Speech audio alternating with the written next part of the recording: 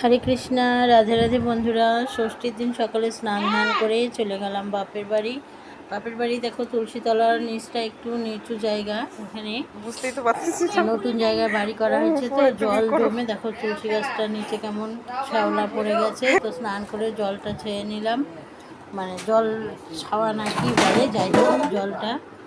তারপরে আমার মা আর আমার ভাই বউয়ের সবার আমাদের তিনজনের মিলে মা ষষ্ঠীর 6টা ডালা। তো ডালাগুলোকে নিয়ে পরপর এখন ডালাগুলো সাজিয়ে নিচ্ছি। আমাদের নিয়ম 12 মাসে 12টা যে ফল, 12 মাসের 12টা ফল ষষ্ঠীর ডালাতে দিতে হবে। তো ষষ্ঠীর ডালাগুলো কিনলে মা বলে ডালাগুলো নষ্ট হয়ে যায়, তার থেকে গামলা কিনে নিই, গামলাগুলো আর নষ্ট হবে না। সেই জন্য আর ডালা কিনি না বন্ধুরা। মা অনেকগুলো গামলা কিনে নিয়েছে, সেই গামলাগুলোতেই ফল দেওয়া হয়। তো 12 মাসের 12টা ফল দিয়ে 6টা ডালা সাজিয়ে নিলাম। তার মধ্যে দেবো আবার হচ্ছে কী বলে, সুপারি পাখা, আরও অনেক কিছু। দেখো কাঁঠালটা আবার দিয়ে দিচ্ছি, ওটা ছাড়া পড়ে গেছিলো।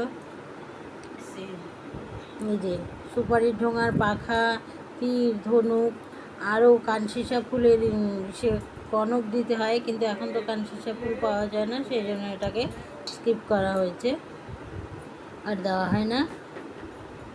তো 6টা ডালাই সাজিয়ে নিচ্ছি। সব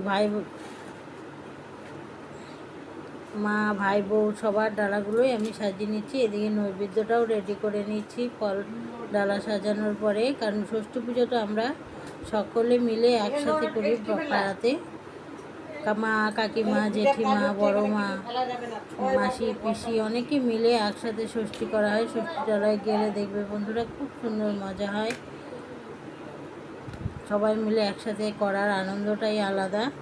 তো এই নৈবেদ্যটা সাজিয়ে নিলাম। এবার নৈবেদ্যর আগে তুলসী সিঁদুর দিতে নিলে নৈবেদ্য চালগুলো লাল হয়ে যাবে, সেই জন্য পরে ডালার প্রত্যেকটা ডালা ফলগুলোতে সিঁদুর মাখিয়ে নিচ্ছি।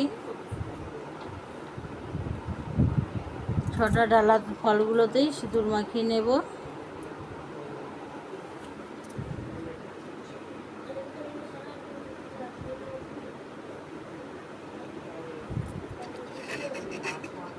দেখো সবগুলো ডালা মিলিয়ে দেখতে কি সুন্দর লাগছে একসঙ্গে। এতগুলো ডালাতে ফলের সিঁদুর দিতেও অনেকটা সময় লাগছে বন্ধুরা। এবার ডালা সাজানো হয়ে গেছে, ডালা নিয়ে চলে যাচ্ছি ষষ্ঠীতলায়, যেই বড় মাটার বাড়িতে ষষ্ঠী পুজো করা হবে, সেই বড় মার বাড়িতে চলে যাচ্ছি ডালা নিয়ে। 6টা ডালা